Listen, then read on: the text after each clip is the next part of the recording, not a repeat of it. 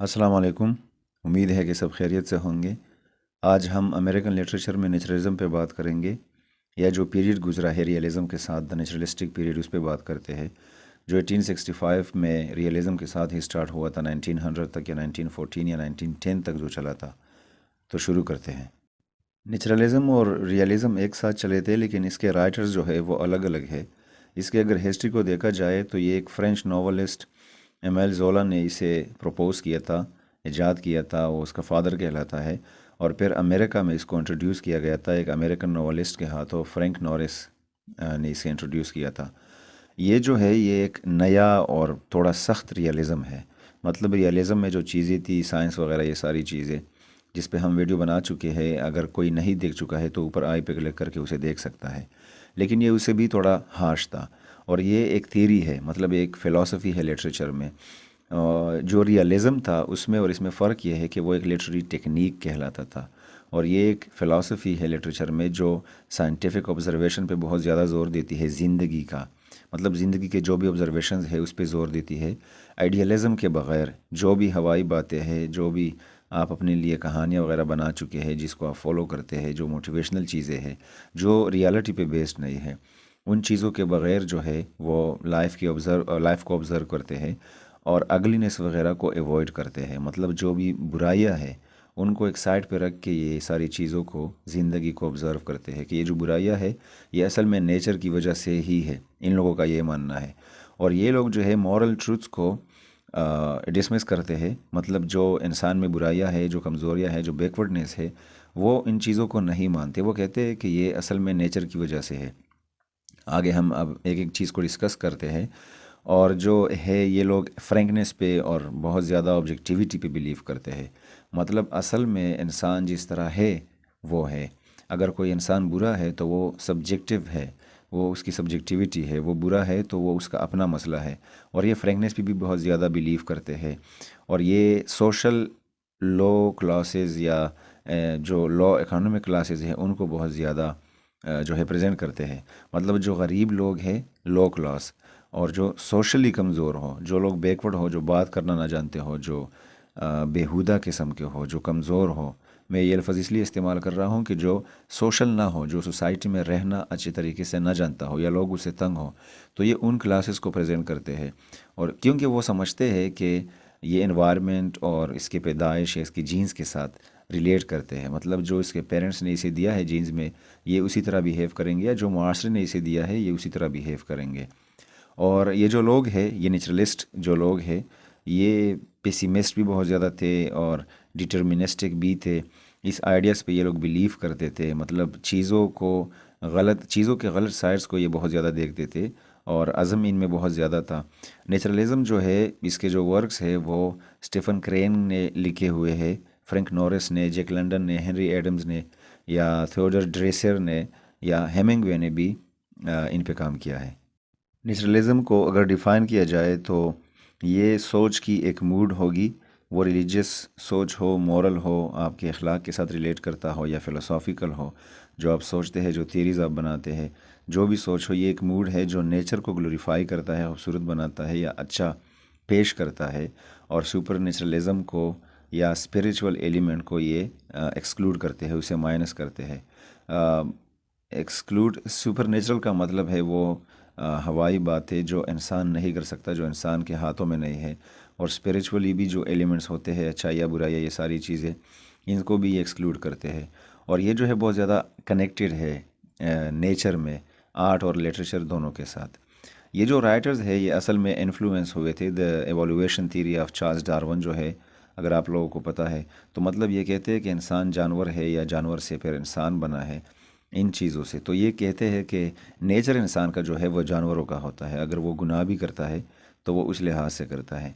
और ये भी बिलीव करते हैं कि इंसान अगर कोई गलत करेक्टर रखता है, अगर इसमें कोई मसला है, तो वो उसको जीन्स में मिला है, या सोशल जो एनवायरनमेंट है ये उसमें बड़ा हुआ है, या कोई औरत है, फीमेल है, तो वो बड़ी हुई है, इस लिहाज से वो बुरी है या बुरा है।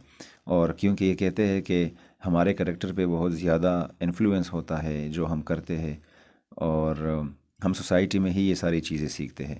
تو اس لیے یا تو ہم بہت زیادہ اچھے ہوتے ہیں یا برے ہوتے ہیں، یا پھر جو چیزیں ہم نے بنائی ہے کہ یہ اگر چیزیں کسی میں ہے تو وہ اچھا کہلائے گا اور یہ اچھائیہ ہے، اور یہ اگر چیزیں کسی میں ہے تو وہ برے کام کرتا ہے یا کرتی ہے اور یہ برا انسان کہلاتا ہے. نیچرلسٹک پیریڈ کے جو مین کریکٹرسٹکس ہے وہ ہمارے پاس 4 ہے. اس میں سب سے پہلا ڈٹرمنزم ہے، جسے ہم عزم کہتے ہیں، اور یہ فری ویل کا، انڈیپینڈنس کا اپوزٹ کہلاتا ہے. مطلب انسان جو ہے وہ اینیملز ہے اصل میں، یا ان جانوروں کی طرح ہے، اور یہ اس کے انٹیریئر اور ایکسٹیریئر جو فورسز ہے اس پہ یہ ریئیکٹ کرتے ہیں. مطلب اگر اندر سے میرے ذہن میں کوئی چیز آئی یا میرے وائبز وغیرہ میں مجھے غصہ آیا تو میں لوگوں کے ساتھ بھی ویسے ہی بیہیو کروں گا جیسے اکثر بلکہ ہوتا ہے. یہی انسان کا نیچر ہے.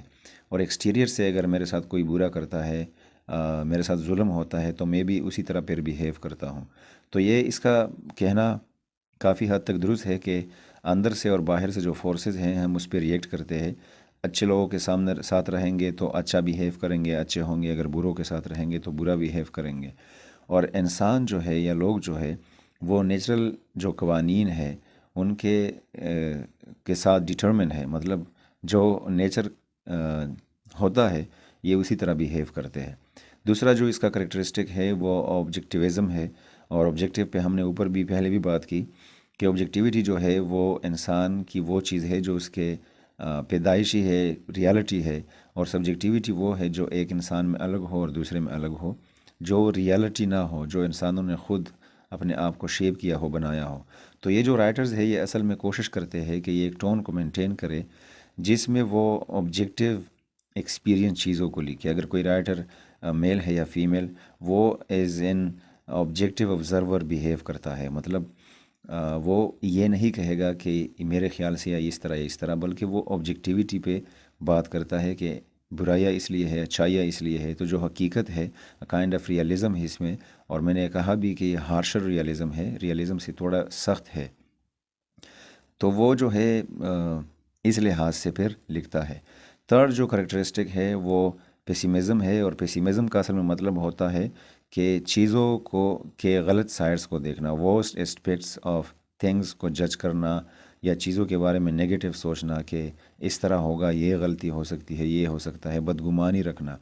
یہ جو رائٹر ہے یہ ایکسپوز کرتے ہیں ہارشنس کو، سختیاں جو ہے ہمارے معاشرے میں جو ہوتی ہے زندگی کے، جس میں پاورٹی ہے، غریبی ہے، سیکس ہے، ریسزم ہے. مطلب یہ غریب ہے، یہ امیر ہے، یہ ریسزم. پریجوڈس جو ہے لاجک وغیرہ کے بغیر کسی چیز پہ بیلیو کرنا، بیماریاں ہے، پروسٹیٹیوشن وغیرہ ہے، یا پھر فیلتھ ہے، ڈرٹ ہے، زیادہ گند جو ہمارے معاشرے میں ہے کسی بھی لحاظ سے، اس کو ہم پیسیمزم کی کیٹیگری میں ڈالتے ہیں. فورتھ جو کریکٹرسٹک ہے وہ یہ ہے کہ اس کے شارٹ سٹوریز رائٹنگ وغیرہ میں، لٹریچر میں سرپرائزنگ ٹویسٹ ہوتا ہے جو سٹوری کے اینڈ میں ہوتا ہے. وہ ناول ہو، نویلا ہو، شارٹ سٹوری وغیرہ ہو. تو یہ جو ہے نیچر کو ہیومن سٹرگل میں انڈیفرنٹ قرار کرتا ہے، کہ شو کرتا ہے اسے کہ اس میں نہ ہی کوئی اچھائیاں ہے اور نہ ہی کوئی برائیاں ہے اس لحاظ سے. اور کہانی کے اینڈ میں ٹویسٹ ہوگا، کسی بھی لحاظ سے وہ چینج ہوتا ہوگا اور ہمیں کوئی نئی بات دیکھنے کو ملتی ہے. پھر نیچرلزم کے تھیمز کو اگر دیکھا جائے تو اس میں سروائیول ہے، مطلب زندہ کیسے رہا جائے. رائٹر جو لکھیں گے تو اس تھیم پہ زیادہ لکھیں گے. ڈٹرمنزم ہے، عزم جسے ہم نے کریکٹرسٹکس میں بھی پڑھا. وائلنس ہے، تشدد جو سختیاں وغیرہ ہوتی ہے. ٹیبو وغیرہ اس میں شامل ہے کہ انسان جو ہے وہ نیچر کے خلاف ہے یا انسان اپنے آپ کے خلاف ہے. یہ ساری چیزیں اس کے اگر آتھرز اور ورکس پہ بات کی جائے تو سٹیفن کرین کا ایک ورک ہے Maggi a girl of the streets. وہ کہا جاتا ہے کہ پہلا نیچرلسٹک ورک ہے. جیک لنڈن ہے جنہوں نے ایک فیمس ورک لکھا ہے 1903 میں، the call of the wild.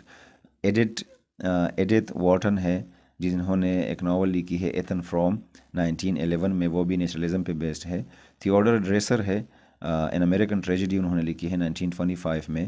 اور فرینک نورس ہے جنہوں نے میکٹیگ لکھی ہے 1899 میں. تو امید ہے کہ نیچرلزم کا آئیڈیا آپ لوگوں کے ذہن میں کلیئر ہو چکا ہوگا. اگلی ویڈیو تک اپنا بہت سارا خیال رکھے. Thank you very much.